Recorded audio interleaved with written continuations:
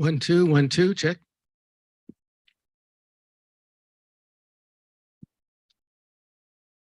1 2 check.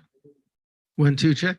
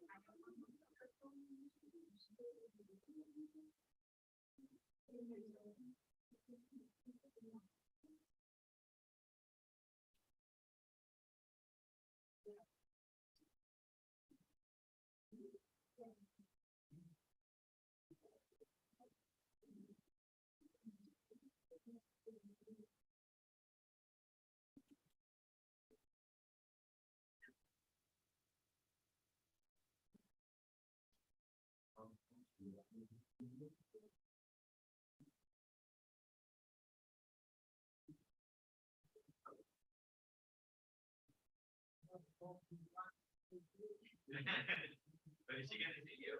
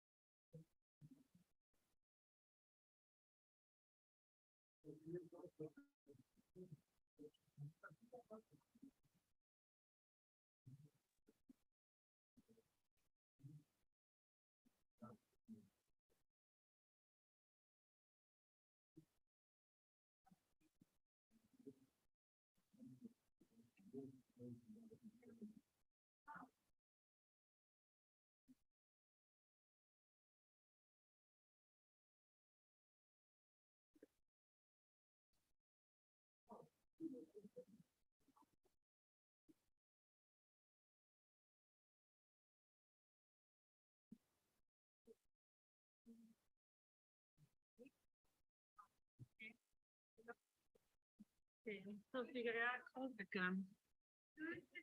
You can sit wherever you guys want to. Yeah. Another month.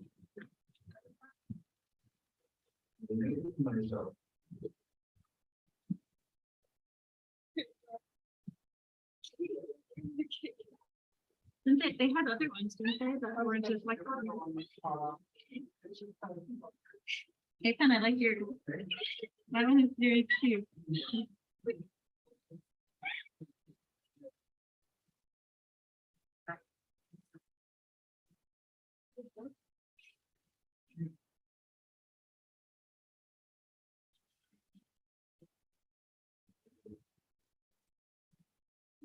Yeah.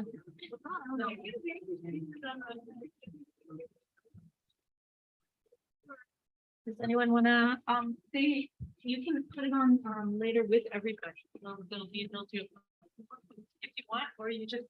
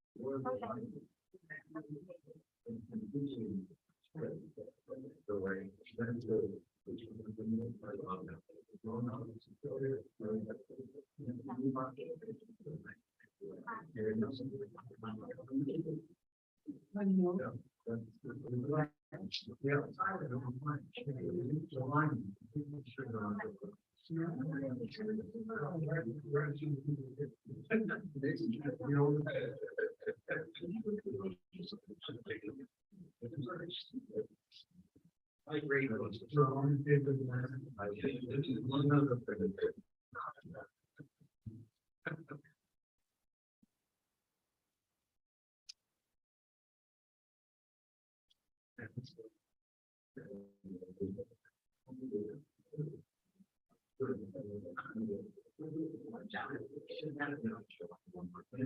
got to be a way to get a human face right after lunch.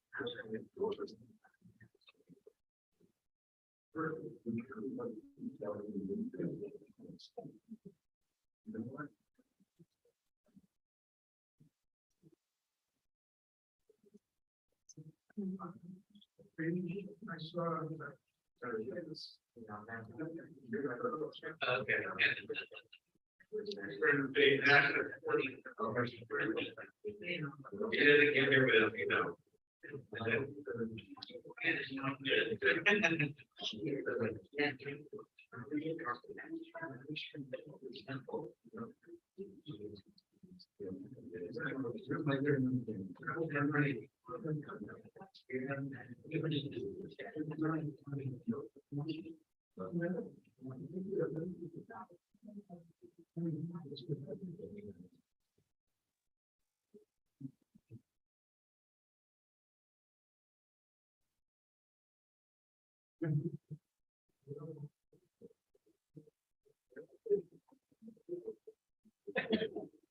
I love it.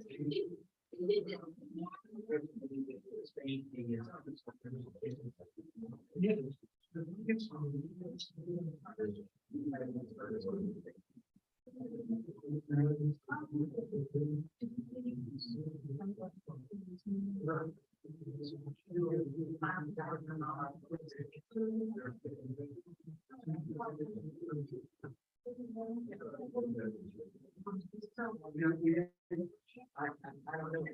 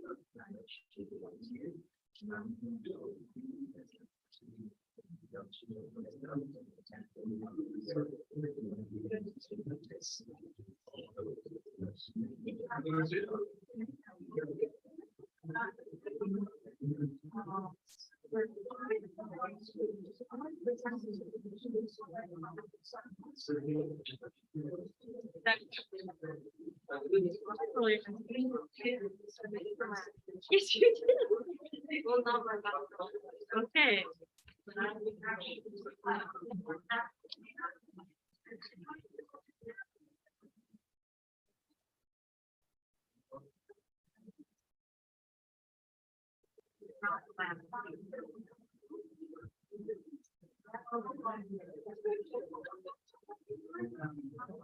This what?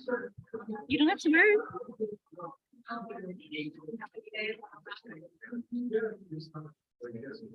There's this one if you want. This one? You want one of these this time? What?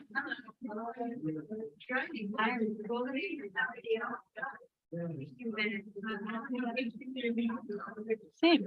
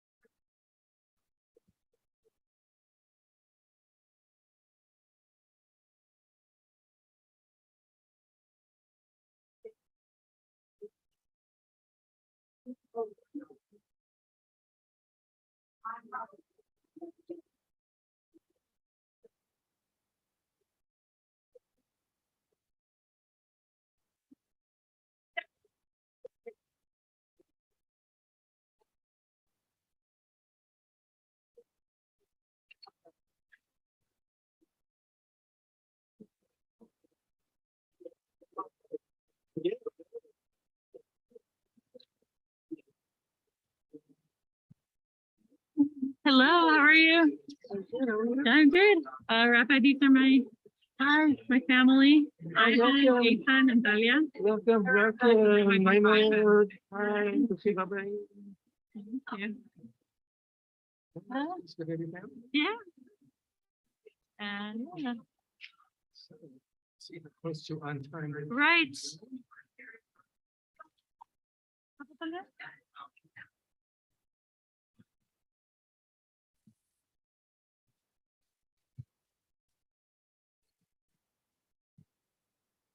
You don't have to keep it in your lap all the time, but you shouldn't put it on the ground. You should put it like, but you'll be.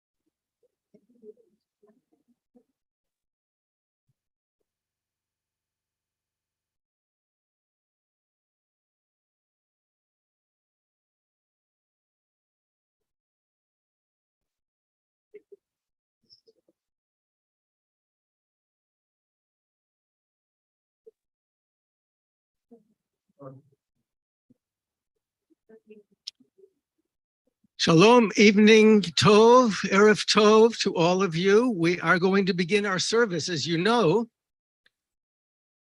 Congregation Shir Ami has a reputation for punctuality. And while others might say, well, let's just wait a few more minutes for people to gather, what we are actually doing is we are rewarding the procrastinators and we are punishing the punctual. And that's just not right. And so we are going to begin our service. And I thank you all for being here on time. As you know, this is the only service in the year traditionally that will wear a talit. And the reason is because we put the talit on before the holiday actually begins. So if you have not yet had a chance to put on your talit, please go ahead and do so. In a moment, we are going to usher in this holy and sacred day of Yom Kippur with the Kol Nidrei service. And the Kol Nidrei service begins with the haunting and plaintive melody that our cantorial soloist Ayana Haviv is soon going to be chanting 3 different times. The tradition is you begin the first time with timidity and uncertainty and a little bit quieter than the successive 2 times that it's going to be chanted.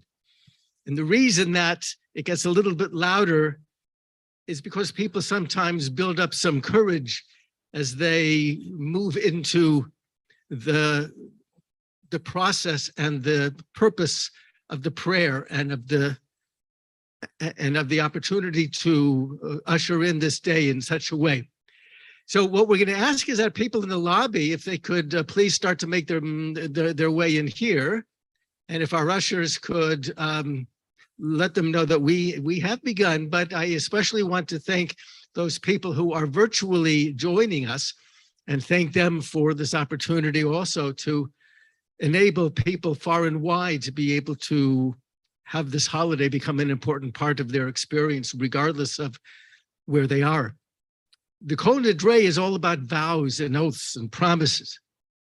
And what is very interesting about the Kol Nidrei, and you can take a look at this if you turn to page 352 in your Machzor, in your High Holiday Prayer Book, what is interesting is that one would think that we are annulling vows that we made.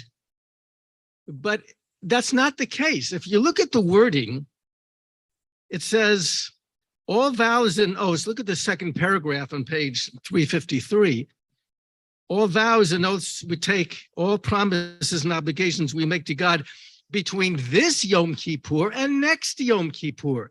So we're not apologizing and saying, please forgive me and let's pretend I didn't do it this last year. No, the year has passed. We're going to spend the next 24 hours thinking about what we've done and atoning for the things, especially that we can't go to anybody and apologize for. But what we are doing is we're saying, I am going to make sure that I'm not going to fall back on the one excuse that people very often use when they do something that they shouldn't. Have you ever had the experience where somebody called you up and they said, I meant to call you on your birthday. Things just kind of got away. I meant to be there for you. I meant to be at the hospital when you had your surgery. I meant to call you to find out how you're feeling, but I just didn't get around to it. Now, why do people say that? They say that because they think that they will get credit for good intentions. Well, I meant to do it. Give me credit for that. The Kol Nidrei says we get no credit for good intentions. And if there is ever a logo that would, I think, represent the Kol Nidrei, it's the Nike swoosh, because that signifies just do it. And that is what the purpose and the meaning of the Kol Nidrei is all about. Yes, we are also going to be looking at the things that we've done in the past and try to make right on that. But let's also think about all the times that we fall back on the excuse, I just meant to do it. And this tells us, this legal statement that we are about to chant 3 different times is telling us, no, you get no credit for good intentions. In a moment, we're going to ask people to come up here who are going to be holding the Torah. We have 2 Torahs that belong to our congregation. And 6 people are going to be coming up who are leaders of the congregation. There are 2 people who for years and years have taken their rightful place up here and held Torahs during the Kol Nidrei. And that's Sherry Dollins and Clara Rosenbluth. And they both passed very recently. And their absence is particularly marked by their absence up here on the bima, in the rightful place that they should have been standing and holding the Torah to designate their leadership. And so we are going to have them in our hearts and in our thoughts and in our minds. But we are also going to ask for those people who are the leaders now who will be holding the Torahs to please come forward. And when you come up, please, for the rest of the holiday, remember that there is a handrail on this side. So any of you who want to make sure that you get up here and you leave safely, you can come up and go down by this side. And so I'm going to ask for Helga, Stan, Jordan, Mike, Becky, and Jen to please come forward. Helga and Stan are going to hold the Torahs first as Ayana Chaviv is going to chant Or Zarua. Please rise.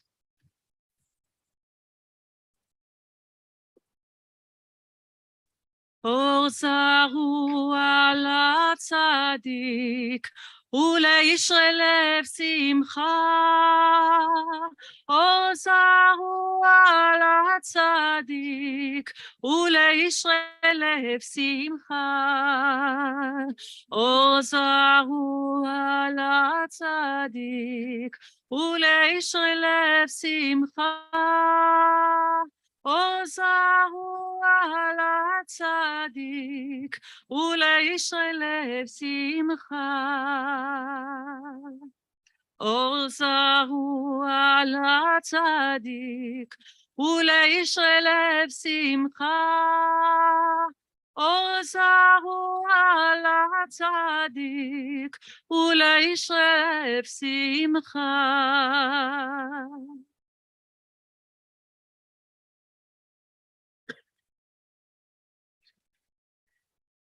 בישיבה של מעלה ובישיבה של מטה, על דעת המקום ועל דעת הקהל, אנו מתירים להתפלל עם העבריינים.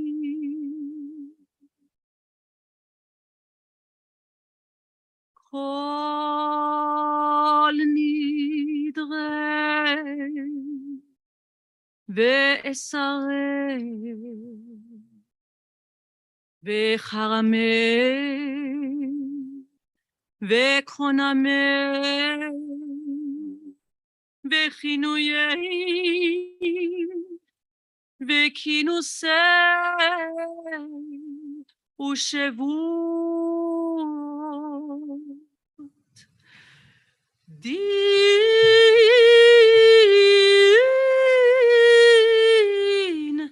דנה ודין דבנה ודאחרימנה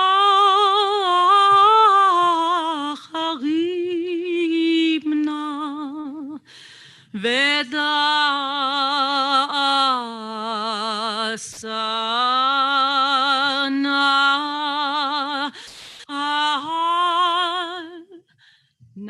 נפשתנה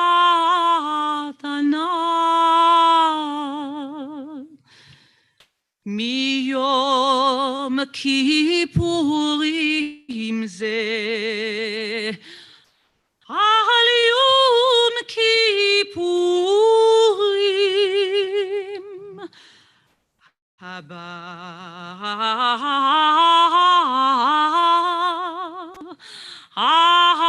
עלינו לטובה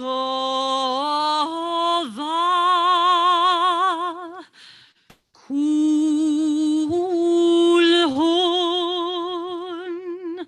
איחרתנה והון כולהון יהון שרן שוויקין שביטין בתהלין ומבוטלין לשרירין ולקיימין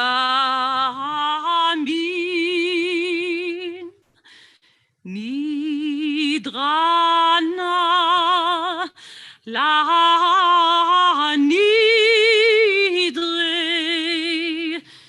ואסרנה לאסרי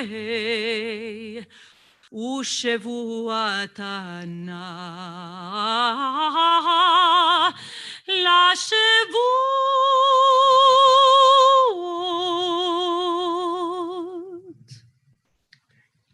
All vows, promises, and commitments made in your presence since last Yom Kippur and in the years before, may we be given the strength to keep them. Our marriage vows, may they endure through dark days and through dull days, through fatigue and through anger. May our love prove strong enough and our faith deep enough to last. Our vows to ourselves, commitments to good health, may we take our own life seriously enough to heed them. Keeping our promises in the way we eat and drink, the way we work and rest, and the things that get us angry. The promises we made to study and worship, we meant them when we made them, but so many things get in the way.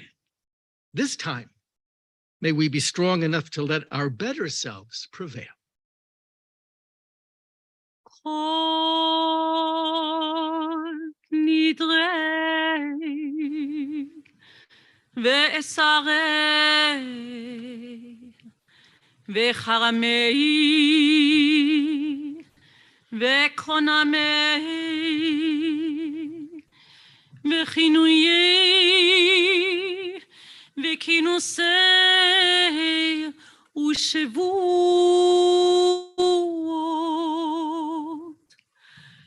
דין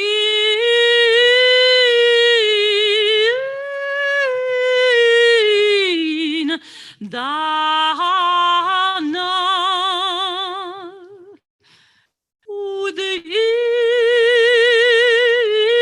ודאיש דבנה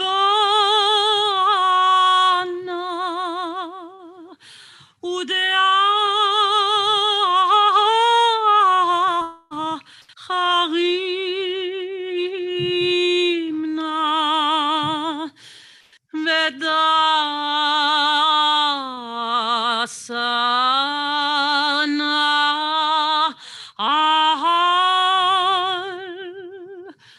נפשתנה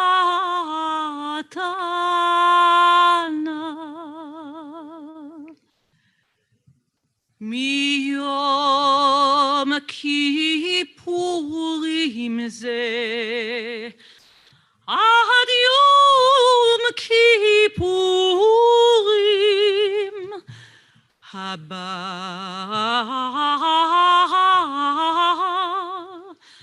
עלינו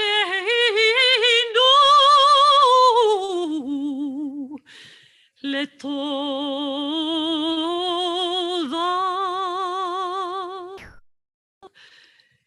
כול הון יחדנה והון, כול הון יהון שרן, שוויקין שביטין, בתלין ומבוטלין,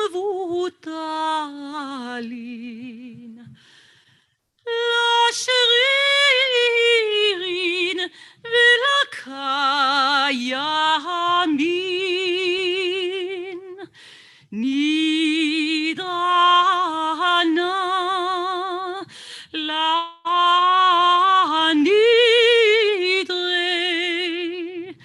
ואסרנה לאסרי, ושבועתנה לשבועות.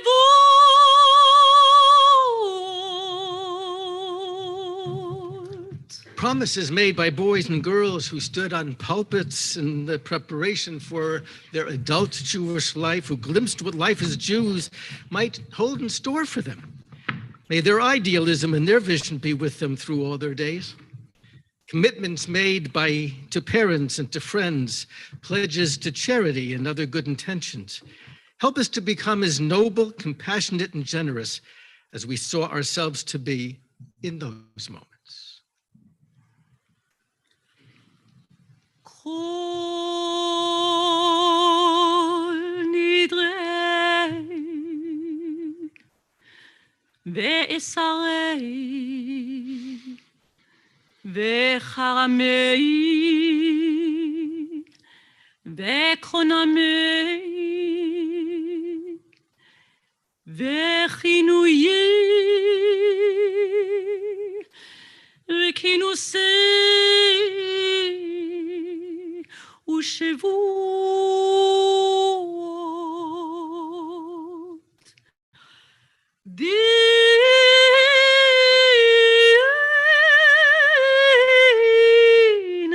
דנה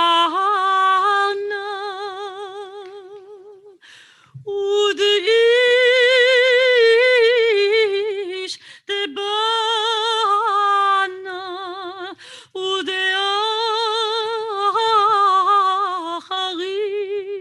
ודאחרימנה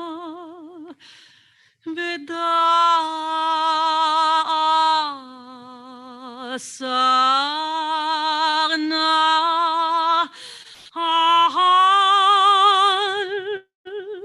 נפשתנה.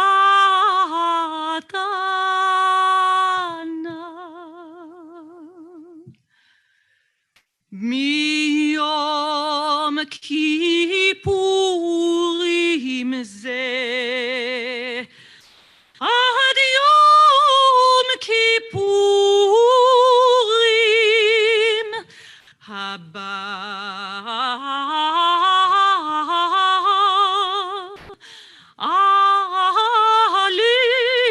עלינו לטובה.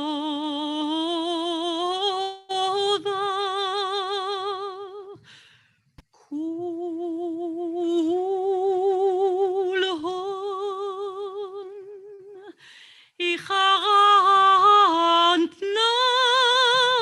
והון, כול הון יהון שרן, שוויקין שביטין, בתלין ומבוטלין, לשרירין ולקיימין,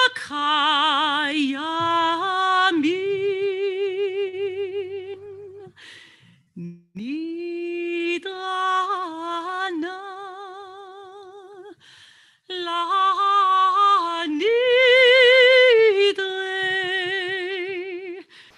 ואסרנה לאסרי ושבועת הטהנה לשבות.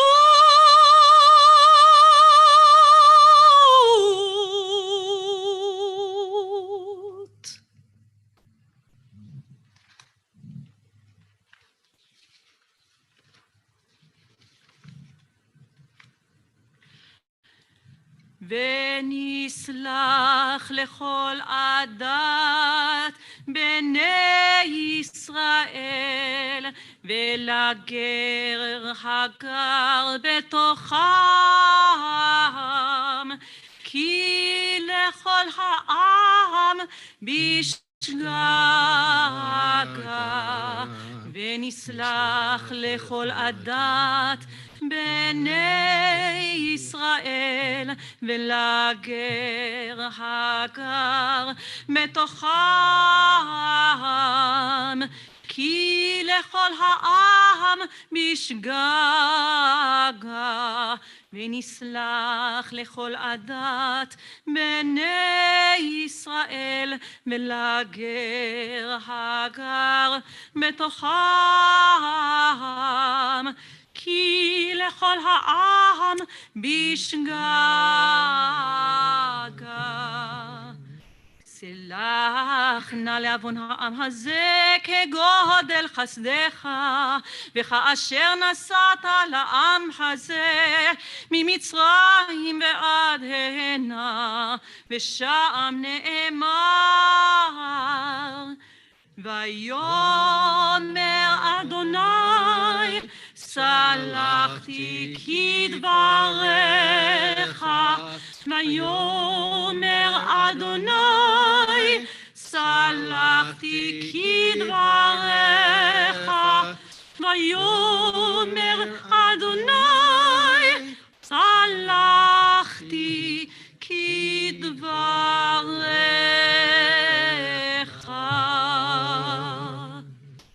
ברוך אתה אדוני אלוהינו מלך העולם, שהחיינו וקיימנו והגיענו לזמן הזה.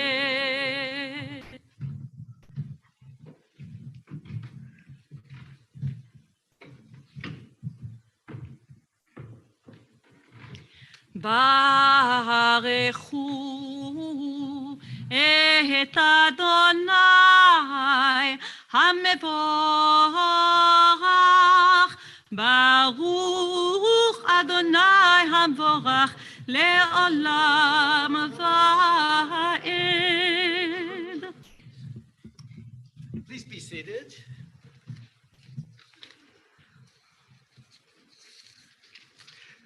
There's a line from a poem that is one of the most important lines that I am familiar with. It says, if you look at the stars and yawn, I've created you in vain, says God. There's a prayer here that we're going to be reciting, which is all about stars and the cycles of nature. And it reminds us that, especially as we sit in the sanctuary without any curtains because they're all being cleaned, we have an opportunity to look out and to see the change, especially tomorrow night as the sun sets and the holiday comes to an end. We'll have a chance to especially feel the cycle of the day and the cycle of nature. We continue quietly on page 360. You can also find the English on page 361, the first paragraph.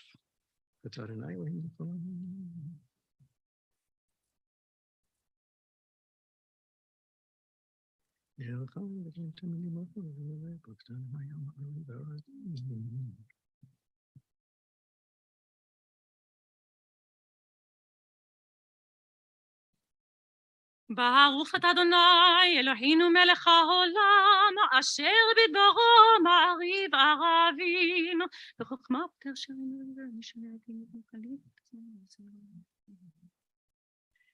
אל חי וקיים תמיד ימלוך עלינו לעולם ועד. ברוך אתה אדוני. Baruch hu u'baruch Shema.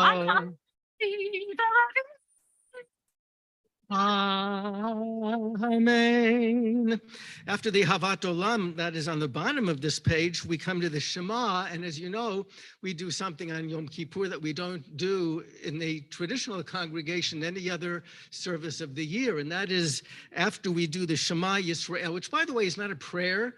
It's a statement of faith. Hear, O Israel. It's not even directed to God. Hear, O Israel, the Lord our God, the Lord is one, but then is followed with Baruch Shem Kavod. And this is normally done sotto voce, but we're going to be doing it out loud. And as you all know from the familiar Midrash, this was a special prayer and song for the angels, but on Yom Kippur, all of us are as angels, and we get to sing it out loud as well.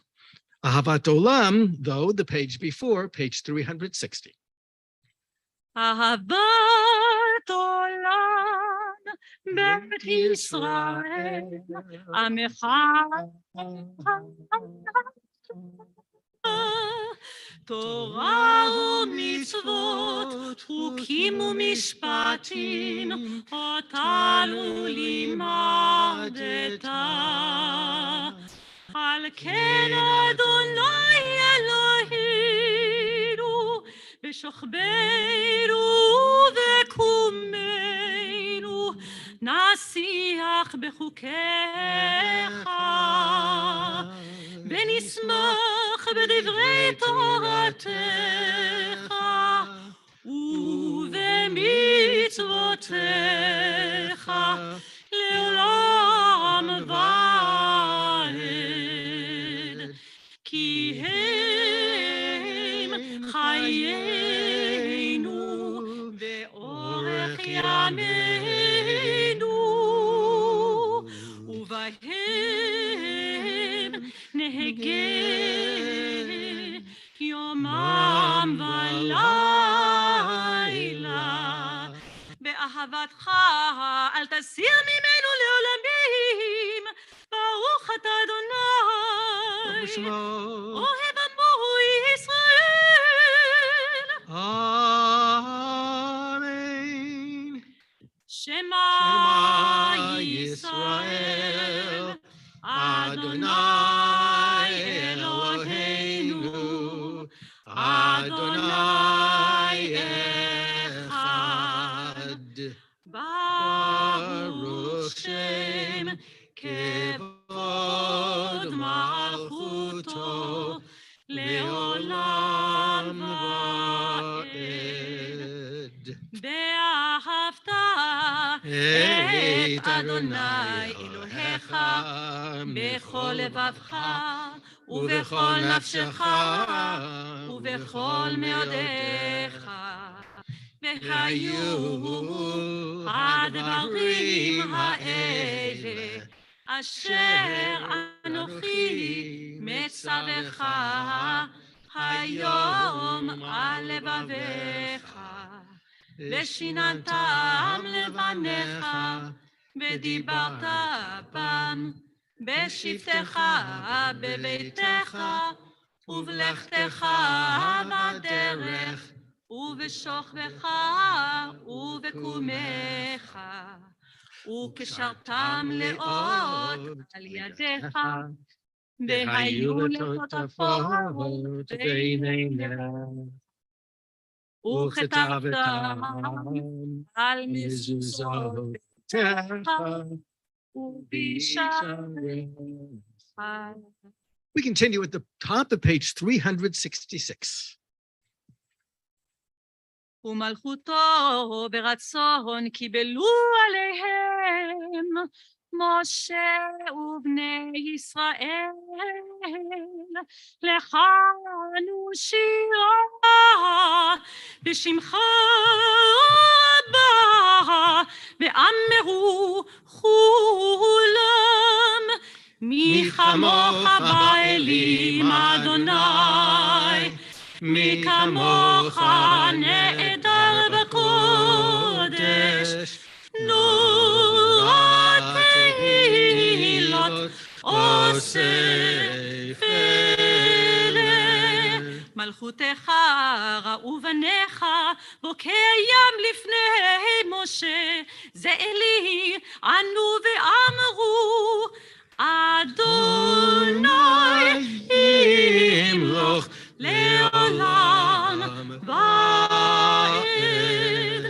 ונאמר כי פדה אדוני את יעקב וגאלו מיד חזק ממנו, ברוך אתה אדוני Baruch Hu Baruch Shema.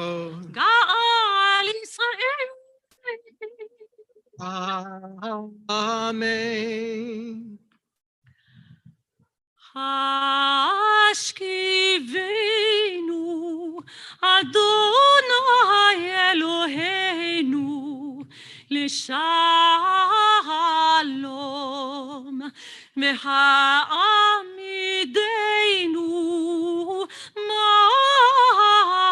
מלכנו לחיים,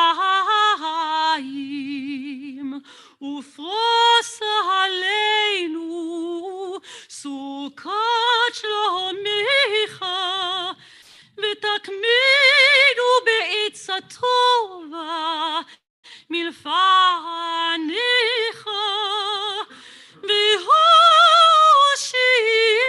והושיענו למען שמך, והגן בעדנו, והסר מעלינו, אויב דבר וחרב ורע ויגון, וחסר שטן מלפנינו ומאחרינו, ובצל כנפיך תסתירנו, כי אל שומרנו ומצילנו אתה, כי מלך חנון ורחום אתה, ושמור צאתנו בואנו לחיים ולשלום, מעתה ועד עולם, ופרוס עלינו סוכות שלומך, ברוך אתה אדוני Baruch Hu Baruch Shema. הפורס סוכת שלום עלינו ועל כל עמו ישראל ועל ירושלים. Amen. Please rise, page 369. For on this day atonement shall be made for you to cleanse you. Of all your sins before the Lord shall you be cleansed. כי ביום הזה יכפר עליכם, לתאר אתכם מכל חטאיכם, לפני אדוני תתחרו.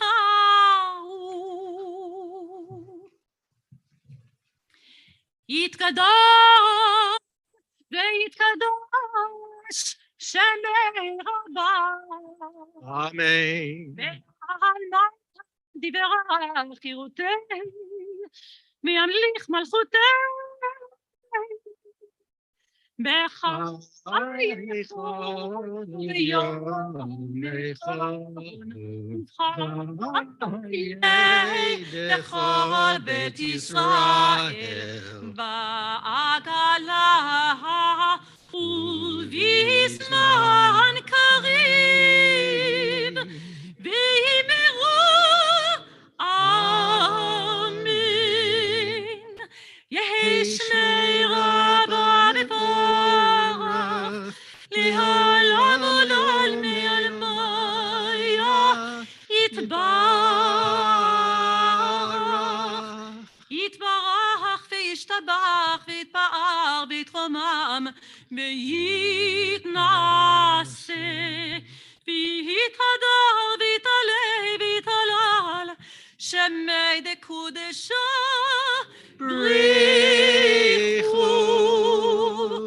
Le'ela ule'ela min kol birchata v'shirata, ushbechata v'nechemata, na'amiran me'alma,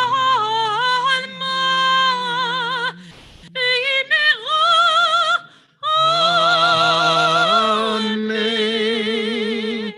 We pray quietly, pages 370 to 382, and those prayers which are in our hearts. We may be seated upon completion.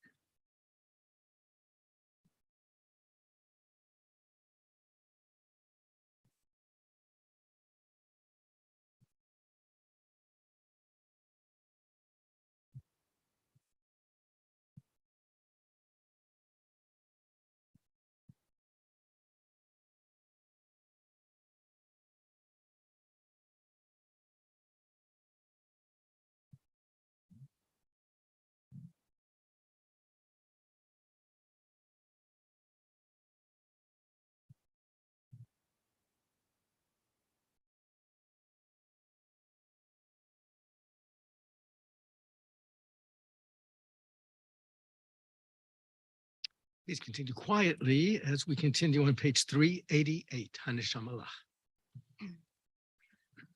הנשמה לך והגוף הלך חוסה חוסה על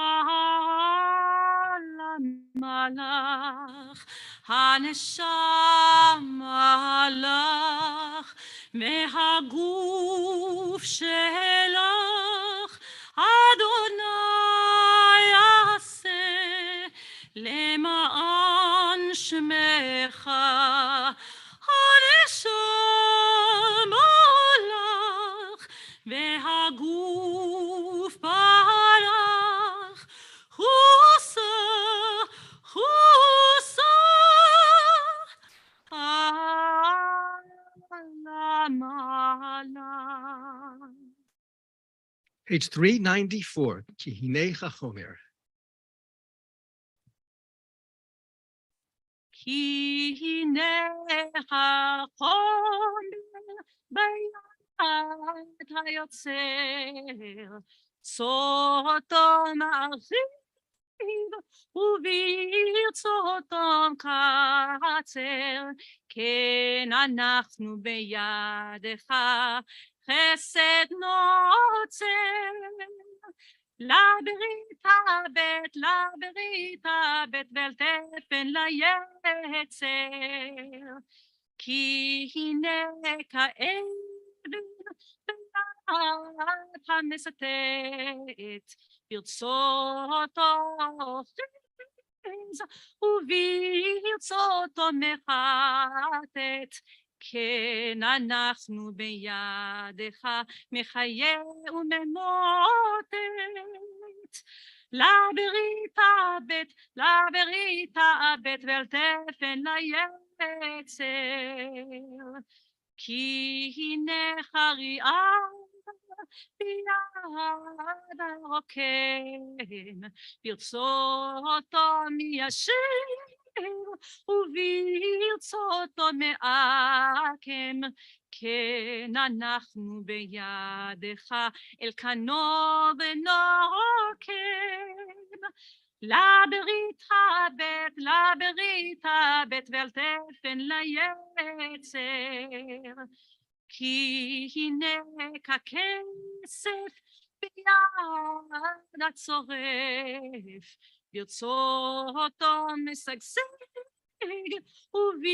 וברצותו מצרף, כן אנחנו בידך ממציא למזוטף. לברית הבט ואל תפן ליצר. We rise for El Melech Yoshev, page 396. אל מלך יושב על כיסא רחמים, מתנהג בחסידות מוכר עליונות עמו, מעביר ראשון מרבה מחילה לחטאים וסליחה לפושעים, עושה צדקות עם כל בשר ורוח, לא חרעתם תגמול לחורת הללו, לא אומר 13 זכור לנו היום ברית 13, כמו שהודעת לעניו מקדם, כמו שכתוב, וירד אדוני בענן, ויתייצב עמו שם, ויקרא בשם אדוני, ויעבור אדוני על פניו, ויקרא אדוני, אדוני, אל רחום וחנון, ערך אפיים ורב חסד ואמת, נוצר חסד על אפים, נושא עוון בפשע וחטאה ונקה. וסלחת על עווננו ולחטאתנו ונחלתנו. סלח לנו אבינו כי חטאנו, מחל לנו מלכנו כי פשענו, כי אתה אדוני טוב וסלח, ורב חסד לכל קוראיך. Please be seated.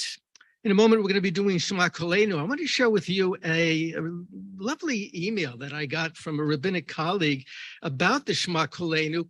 He wrote about how a number of years ago, he was heading back to New York during the holidays, and a friend of his said, can you stop off at a local nursing home in order to conduct some kind of a high holiday experience for the residents there, the few Jewish patients who lived in this place? And he said, of course. And so they went to this place, the nursing home, and he writes that all of the residents had someone sitting alongside them. Most of them were A's, but one case in particular, there appeared to be a family member sitting alongside the resident. The resident was a gentleman who was lying on his back, impassive. His son seemed to be sitting next to him, holding his hand, occasionally smoothing his hair with his hand. And he writes, I was winding about my presentation. I decided to share with the group a few lines from the Shema Kolenu. And so I began reciting Shema Kolenu. As I concluded the first line, the gentleman who was lying on his back seemed to become a bit agitated. He began making some sort of weak thrashing motions with his arms. I continued on with the second verse of the Shema Kolenu. As I concluded, the man on his back suddenly opened his eyes, lifted up his head, and reached forward to sit up. His son attempted to hold him down, but the older man was not to be deterred. Suddenly, he took a deep breath, and out of his mouth came the piercing words, Al tashtecheni leid zikna ki chlot kocheni al tazveni. And then he fell back, and he closed his eyes. The words that he said were, do not cast me off in my old age. And then he fell backwards. His son was overcome. Apparently, the older man had been unresponsive for quite some time. And the aides who were present were impacted by what they had just witnessed. They hadn't understood the meaning of the words, but they certainly appreciated the power of the place and the moment and the prayer. So this rabbi said, as I was heading for the airport, I remember thinking, I don't know how long that service lasted, but it didn't have to be any longer than it was. Amazing that this man said these words that are part of the prayer that we're about to say. Do not cast me off in my old age. How many of us are getting to the point where those are words that we recite more than we wish? And so to counterbalance that, I want to share with you this really brief poem. Age is a quality of mind. If you have left your dreams behind, if hope is cold, if you no longer look ahead, if your ambitions' fires are dead, then you are old. But if from life you take the best, and if in life you keep the jest, if love you hold, no matter how many years go by, no matter how the birthdays fly, you are not old. Let us join together with the Shema Kolenu. Please rise, page 398. Shema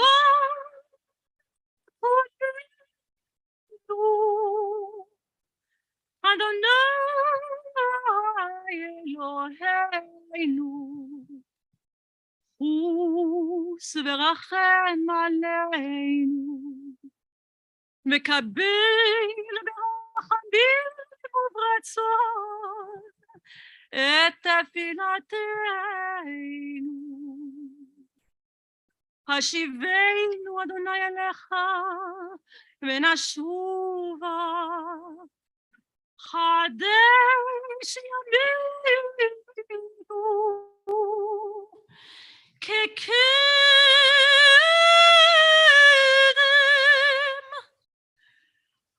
תשליכנו מלפניך, ורוח קודשך אל תיקח ממנו. אל תשליכנו לעת זקנה, ככלות כוחנו אל תעזבנו.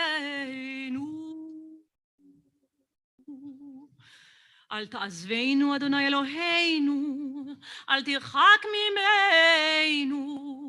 עשה עמנו אות לטובה, ויראו שונאינו ויבושו. כי אתה, אדוני, עזרתנו וניחמתנו.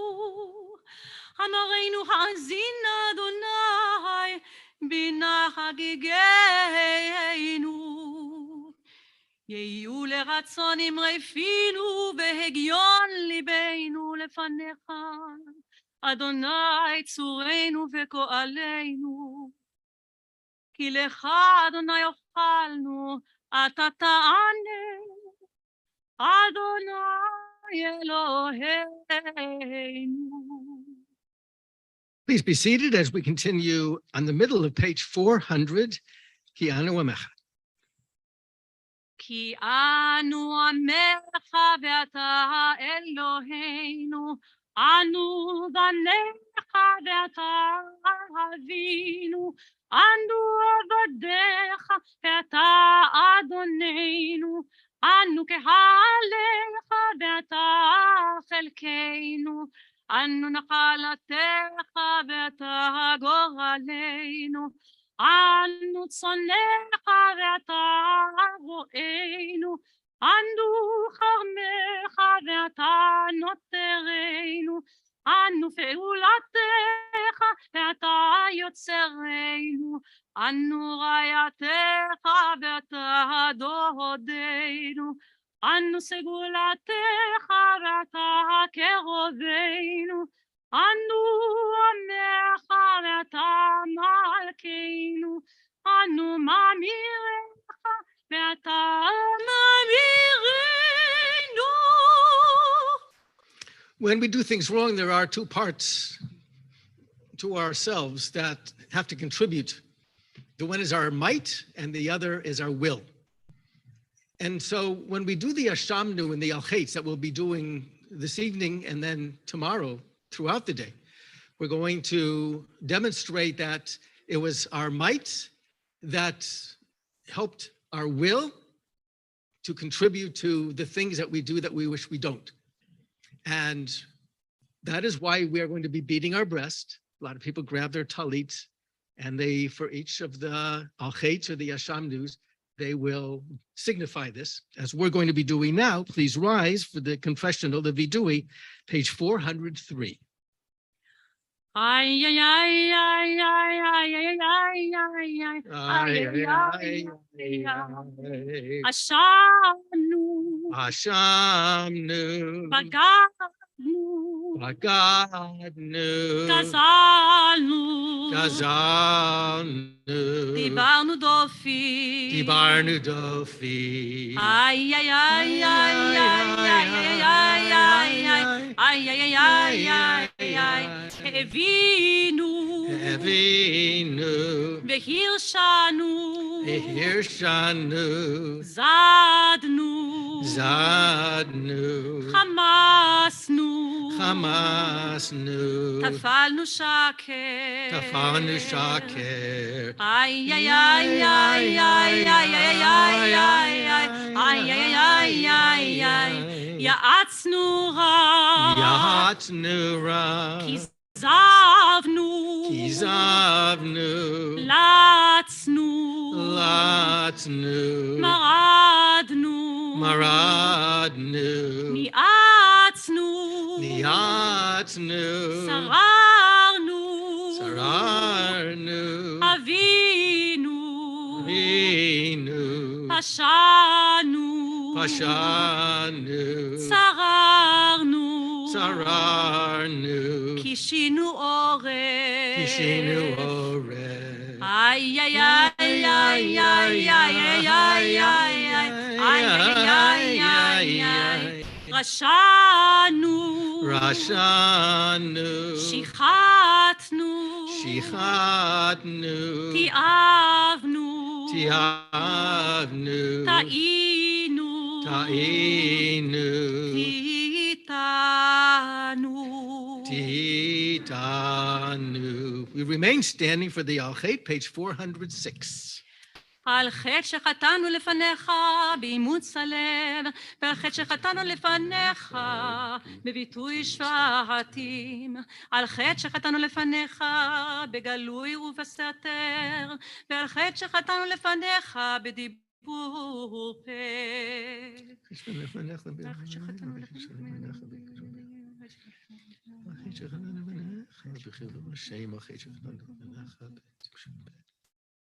ועל כולם אלוהי סליחות, סלח לנו מחלנו, כפר לנו. ועל כולם אלוהי סליחות, סלח לנו מחלנו, סלח לנו מחלנו, כפר לנו. על חטא שחטאנו לפניך בחפת שחד, ועל חטא שחטאנו לפניך בלשון הרע, על חטא שחטאנו לפניך במאכל ובמשתה, ועל חטא שחטאנו לפניך בנטיית גרון. ועל כולם אלוהי סליחות, סלח לנו מחלנו, כפר לנו. ועל כולם אלוהי סליחות, סלח לנו מחלנו, סלח לנו מחלנו, כפר לנו. We remain standing for Avinu Malkeinu, page 414. אבינו מלכנו, אין לנו מלך אלא אתה. אבינו מלכנו, עשה עמנו למען שמך. אבינו מלכנו, חדש עלינו שנה טובה. Avinu Malkeinu,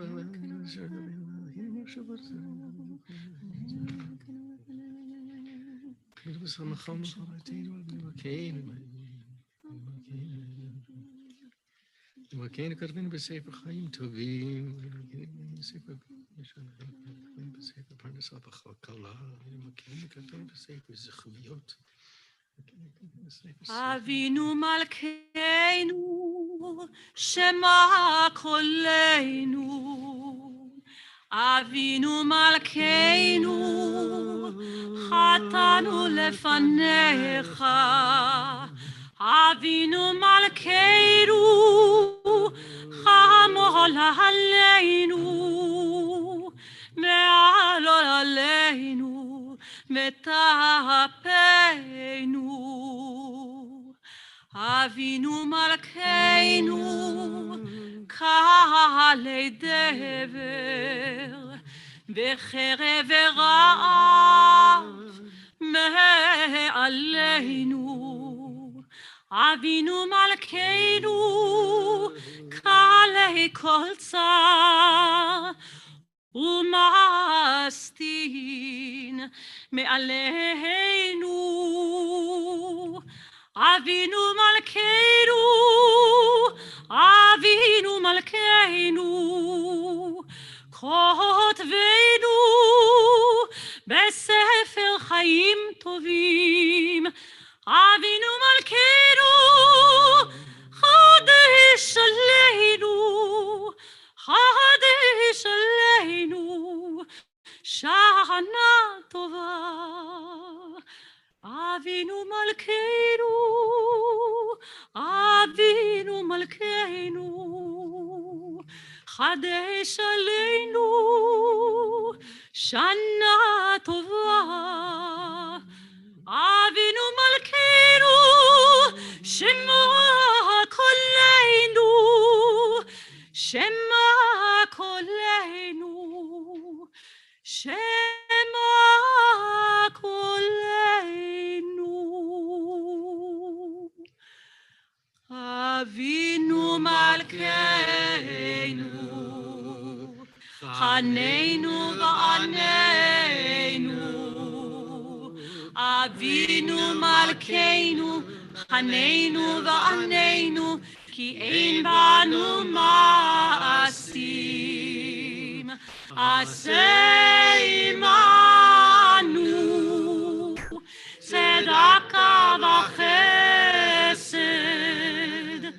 עשה עמנו צדקה וחסד והושיענו.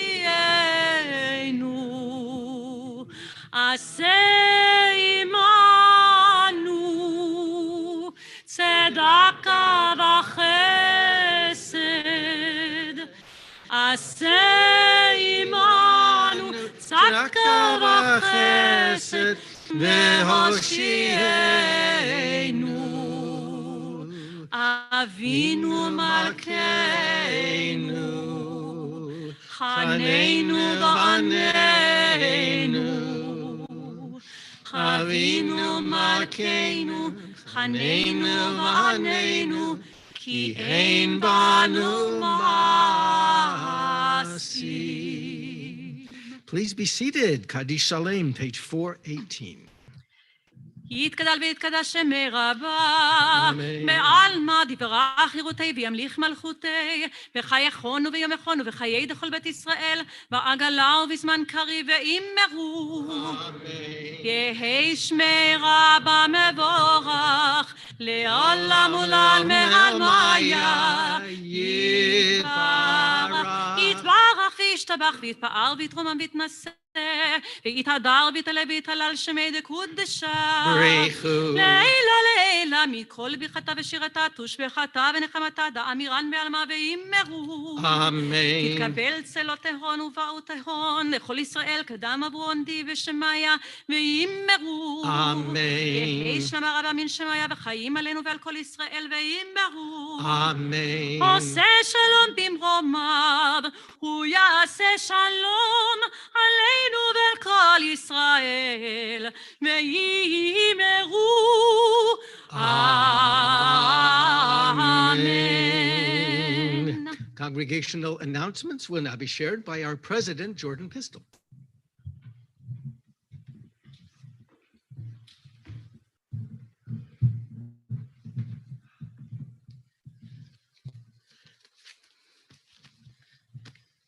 Shana Tova. Can you hear me, Helga? She says I have to be closer. I said I can't grow any more inches. In a few moments, Rabbi Vorspan will share his Yom Kippur message with us. A special thank you to cantorial soloist Ayana Haviv for her beautiful renditions of the liturgy. Tomorrow morning services will begin at 10 with but never our cantorial soloist, who is always on pitch. And with Hamelech, please play the morning service or morning prayers at home. Yisker will be around noon. Don't hold anybody to that. At 5:45, Rabbi Vorsman will lead us in a discussion dealing with if change in ourselves is even possible. And Nila will begin at 6:15.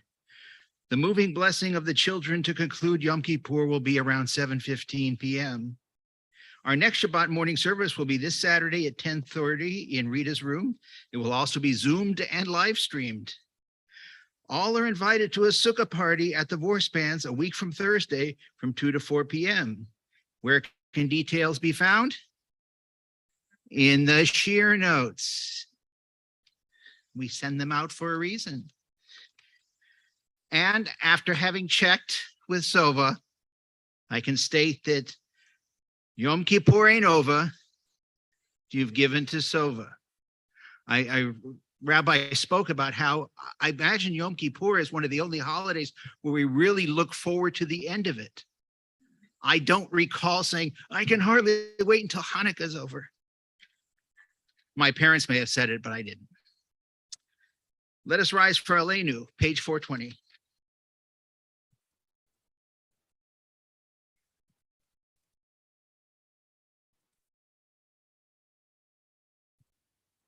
עלינו לשבח לאדון הכל, לתת גדולה ליוצר בראשית, שלא עשנו כגויי הארצות, ולא שמענו כמשפחות האדמה, שלא שמנו חלקנו כהם, ככל המונם. ואנחנו קוראים ומשתחווים ומודים לפני מלך מלכי המלכים הקדוש ברוך הוא, שהוא נוטה שמיים ויוסד הארץ, ומוסד יקרו בשמיים הימל, ושכינתו זו בגובהי מרומים.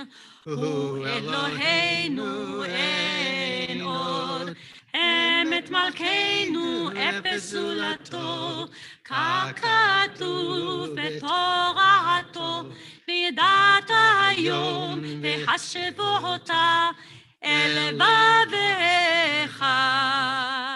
כי אדוני הוא האלוהים בשמיים ממעל, מעל הארץ ועל הארץ, מתחת אין עוד.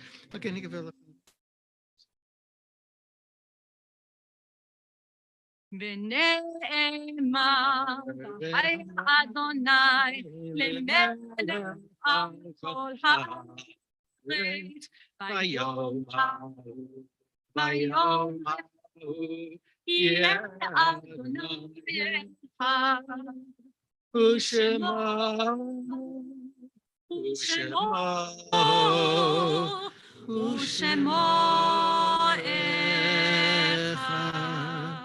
Please be seated. However, if you are in mourning or observing Yahrzeit, please remain standing for the mourner's Kaddish, page 422.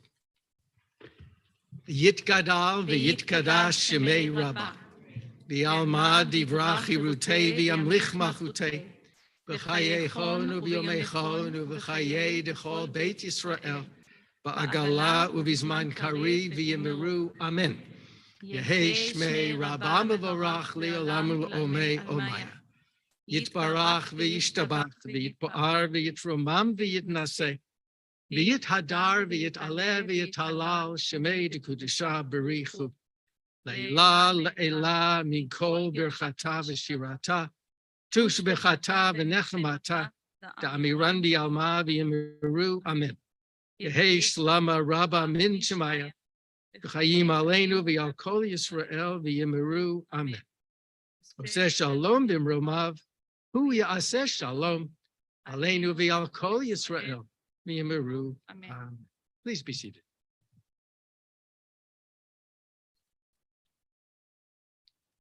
I neglected to ask you to turn your cell phones off or put them on quiet. But better late than never.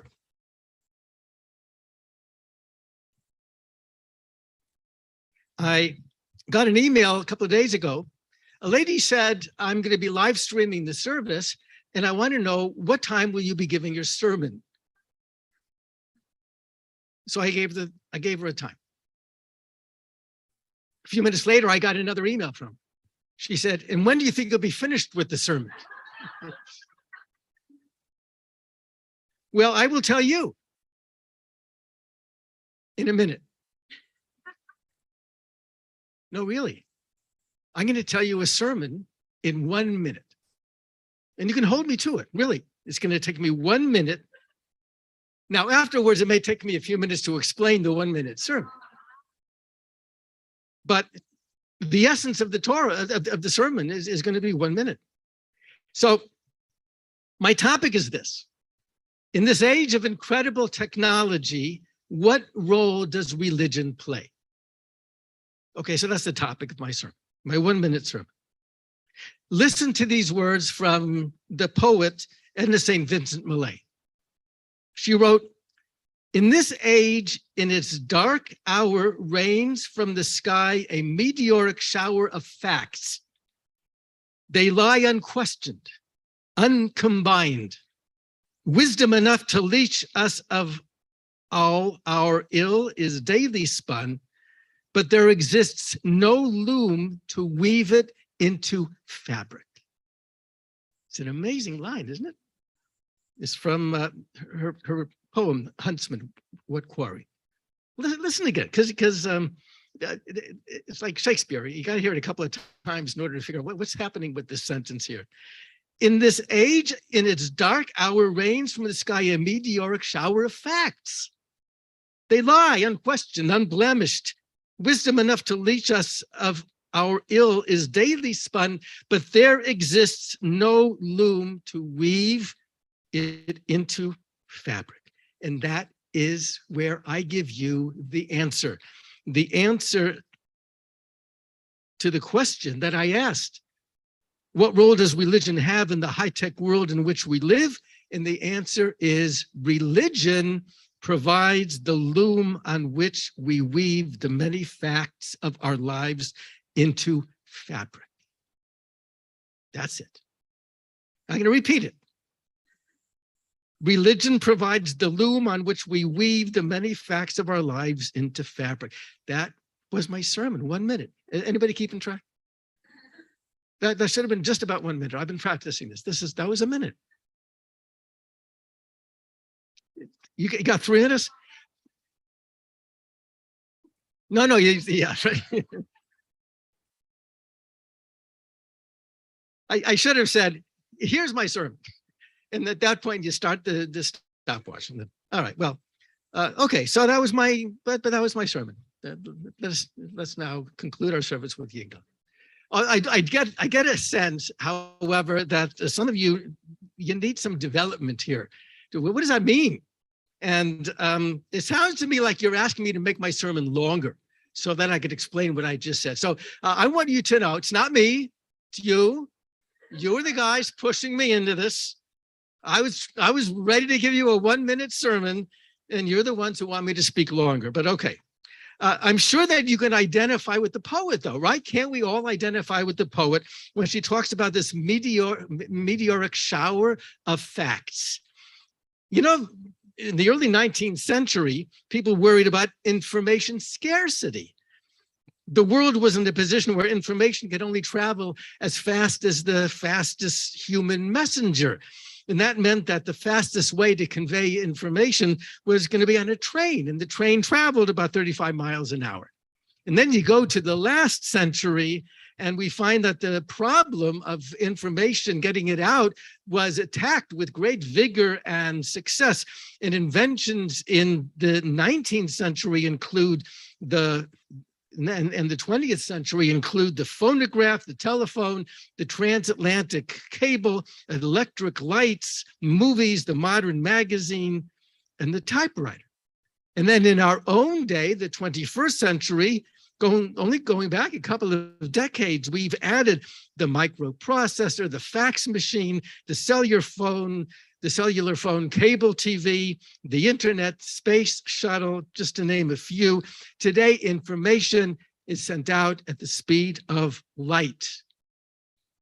And it's not just the speed, it's the volume. In solving information scarcity, we have created a new problem called information glut. Think of the many forms in which information comes to us now. We have radios and televisions and telephones and books, magazines, billboards, computers, email, the internet. Information travels with X-rays and sonar and radar, and it travels so quickly. More information, however, more importantly, comes unsolicited, indiscriminately. People send information aimed at no one in particular, and we receive information constantly that is of no use to us whatsoever. By the time a child today reaches the age of 17 years, she will have been alive a little more than 6,000 days, and she will have been subjected to 1 million advertisements. That's over 160 a day. At some point, 150 years ago, people were starved for information. Today, we are now besieged by information. But for all the threads of facts that we daily spin, we do not have the loom on which to weave them into a fabric of meaning. And by loom, I mean a narrative, a story that provides some kind of context to our lives, which gives us moral guidance and social purpose. A story which speaks of our origins and envisions a future. And every day that helps us to sort through all of the information that we get that seems to be so trivial, and to sort it out into something that also becomes important. We need a story that tells us why we get up and why we go to work and why we think that there is anything important in this world that we should be aware of. Too often today, information is severed from meaning. If I told you that someone just died, what would your reaction be? Sorrow, distress, upset. But now, I'm going to share with you, this is from the evening news last night. I sat there and I watched the evening news, and this is how it went. The newscaster tells us that more than 100 people died and dozens are missing from the Hurricane Ian. 125 people died following a soccer match in Indonesia. 5 men have been murdered by a serial murderer in Stockton, California, and then calmly informs us that the Dodgers are setting new records, warm weather is on the way, and now a word from our sponsor. There's no connection. There's no meaning. There's no story. We need a framework in order to make sense of this world. Technology provides one such framework. It has a story and it has answers. Technology is seductive because it is practical, it's powerful and immediate. And I don't just mean robots and computers and space stations and medical miracles. I'm talking about technology that really makes a huge difference in our lives, our everyday lives, technology that helps set our standard of living. Think about the incredible system of pipes and pumps and reservoirs and purification systems, sewage disposal that brings water to and takes water from our house. You have water to drink, water to wash with, water to flush with, water for your plants, for cooking, for cleaning, for brushing your teeth. You don't have to do anything except turn a knob or a valve. And you don't have to worry about where it goes either. That's technology. And then you have a hurricane. And then you're acutely aware of it all. Technology is an incredible thing. Ever wonder where the food in the supermarket comes from? How does Ben and Jerry's get that ice cream from Vermont into our local Ralph's without it melting? That's important technology. We think technology is such a huge success, the answer to all of our problems. We can engineer enough food for everyone. We can cure disease. We can forge every convenience and luxury. Technology is the answer. But I have a question of technology. A few questions, actually. If Ralph's can bring me fresh vegetables from around the world and have 37 different kinds of lettuce for sale in the middle of September and in the middle of March, why are there still people begging for food right around the block from where I live? If I can access 1,000 university libraries via the internet, if I can take a class given in England through a monitor in my living room, why, according to the US Department of Education, are there still between 40 and 44 million adults in this country who are functionally illiterate? And an additional 70 or so million who are marginally illiterate. That's over half of the adults in this country.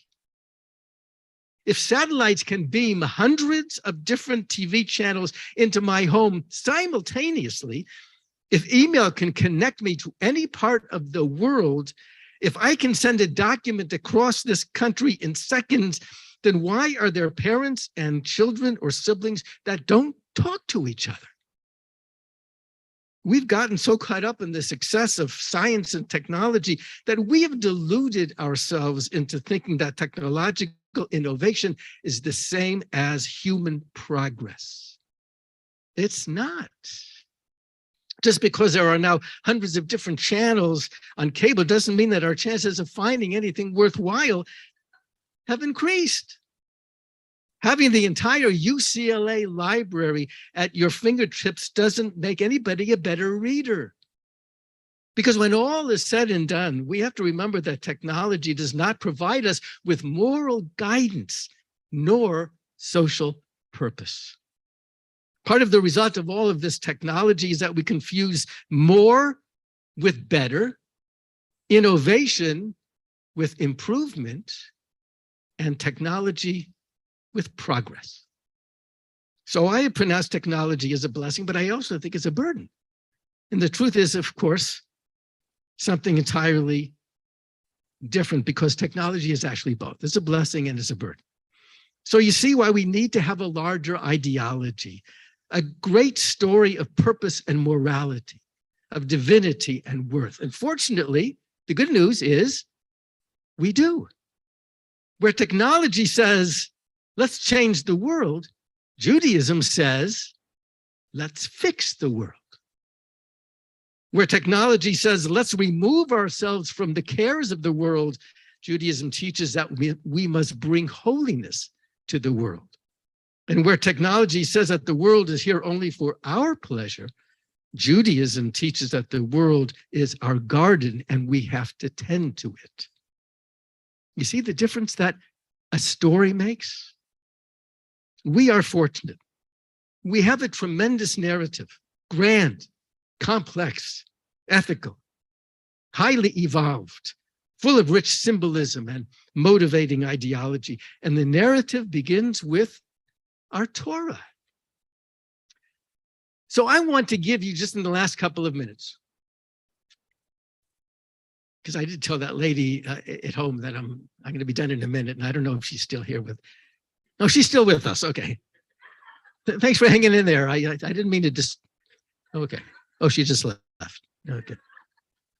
Okay. Sorry for calling her out. Okay.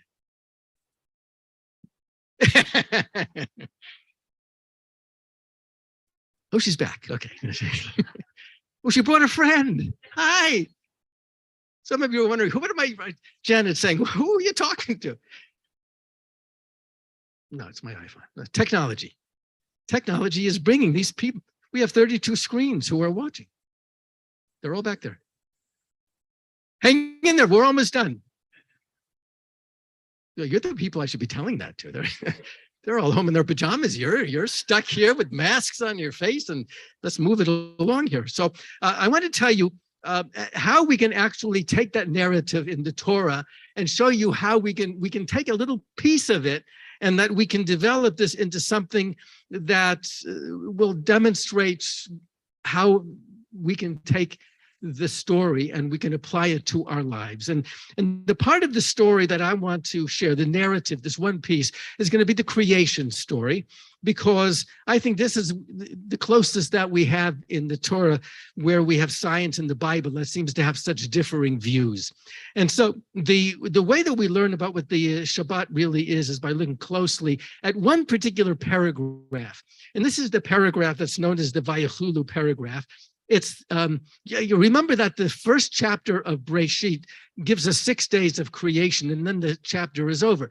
And in the seventh day isn't mentioned until the second chapter of Breshit, of Genesis.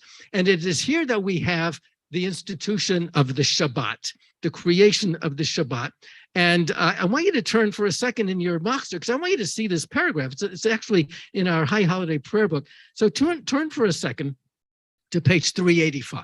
385. So this is the familiar Vayechulu. right? Vayechulu hashamayim v'ha'aretz. So this is the first 3 verses in chapter 2. Look at the top of the page.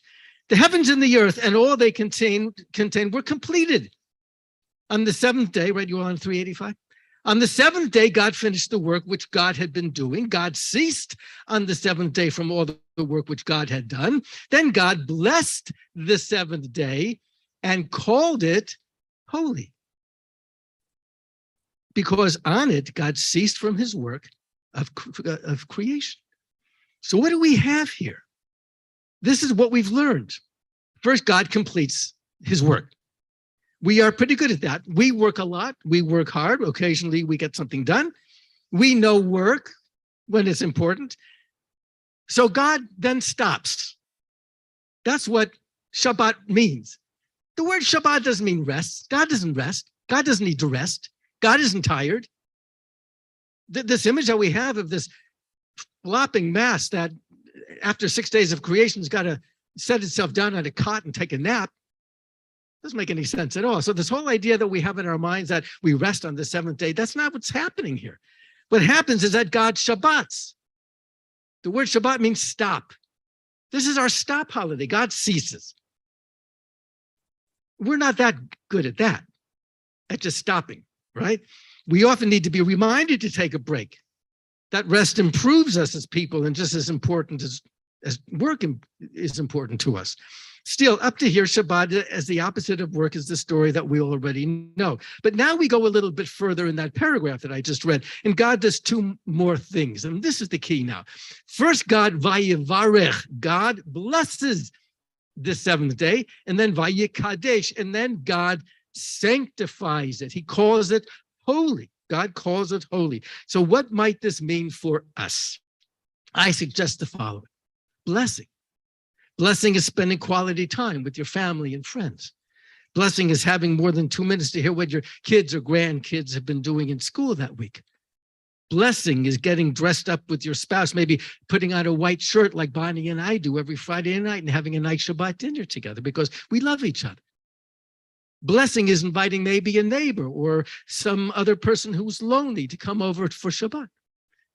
Blessing is what Bonnie does every Friday night when she sends a WhatsApp to all of our family and says Shabbat Shalom to them. And they all send a WhatsApp in return and wish us a Shabbat Shalom. That's using technology for a spiritual, special way. But blessing is also taking a walk on Saturday afternoon. No TV, no stores, just you and somebody that you care for, spending a little bit of time together. Blessing is playing a game. It's telling a story. It's sitting and reminiscing. But then God, vayevarech oto, God then sanctifies it. Vayikadesh oto. God sanctifies creation. And that means that we do this every single week. Doesn't get canceled by a bad day at work, by unpleasant weather, an evening meeting, or a big game on TV. Think about it. Your family, your friends, they can count on the fact that every single week, no matter how busy you are, you're going to give them 24 hours of your time. Not trapped in the car, not sensory overload in an amusement park, not anything, but just quiet time together. Think of the message about priorities that we send to each other. This is what the Shabbat is all about. Taking one day to not be in charge, but to be passive, to remember that we are created beings too. Ironically, in realizing that during the week we are bound by technology, indeed enslaved by it, Shabbat frees us. No freeway traffic, no credit cards, no noisy restaurants, no laundry machine, just you and the people you care about. Abraham Joshua Heschel, as you'll remember, he wrote that just as the sanctuary is a sanctuary in space, Shabbat is a sanctuary, it's a palace, it's a cathedral in time. So what's the relationship then between religion and technology? I reject the question because a proper religion describes an attitude toward the world that includes technology, and technology on its own is in fact a religion. Whatever your beliefs, you have a religion. You have a story that tells you what why you go to work in the morning and why you exist and what's important in life. You have a story about where people came from and where we are going and what is moral about the world and how to tell good from bad. Now we have a choice.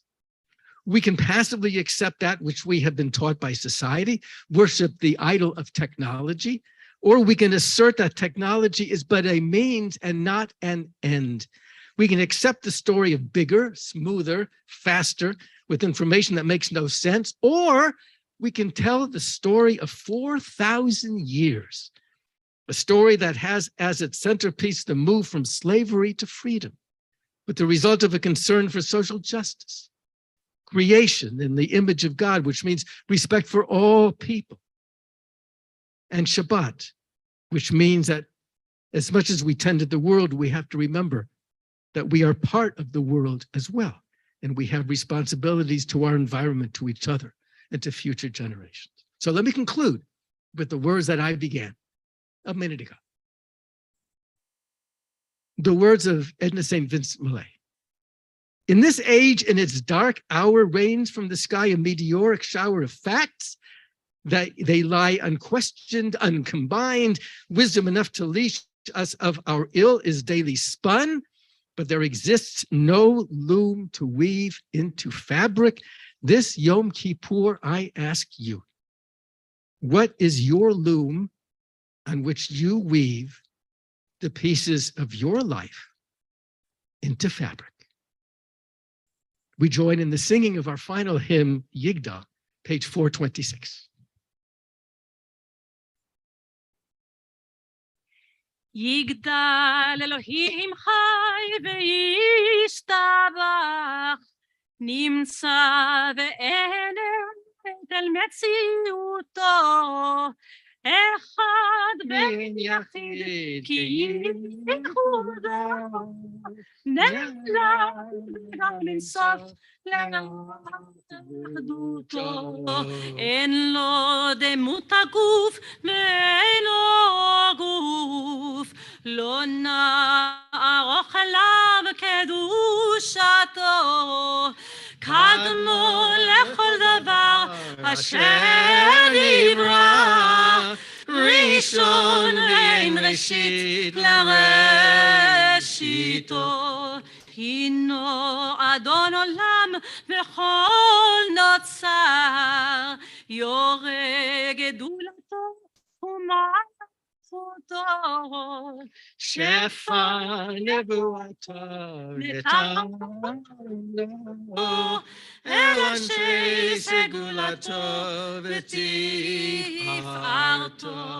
לא קם בישראל כמו שעוד, נביא ומביט את אמונתו, תורת אמת נתן לעמואל, על יד נביאו נאמן ביתו, לא יחליף האל ולא ימיר דתו,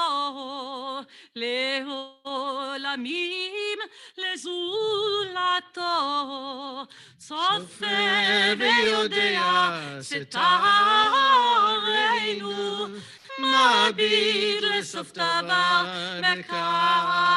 מקדמתו, גומל לאיש חסד כמפעלו, נותן ירשה רק ירישתו, ישלח לקץ ימין משיחנו, לפדות מחכה קץ ישועתו, מתים יחיה אל ברוב חסדו, ברוך עדי עד שם תהילתו, מתים יחיה ברוב חסדו, ברוך עדי עד שם תהילתו. Adonai oz la'amo yitain, Adonai yavarech et amo v'shalom. May the Lord give dignity unto his people. May the Lord bless his people with a shana tova u'mituka. Good evening. Amen.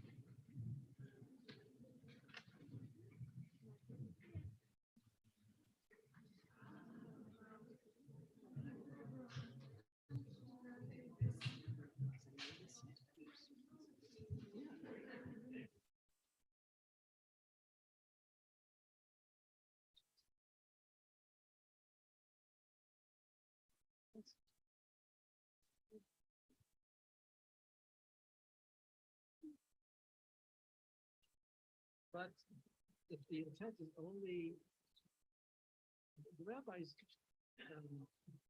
understand. No. So but we shouldn't feel that this excuses that behavior.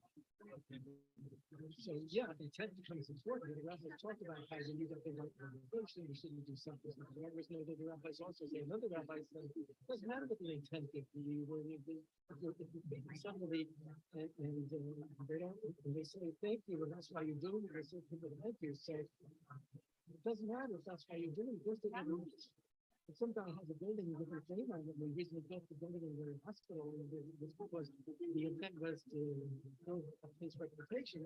But no, people are in that hospital. So intent is important, but intent doesn't excuse them. Thank you for that. Say the Shema. Yeah.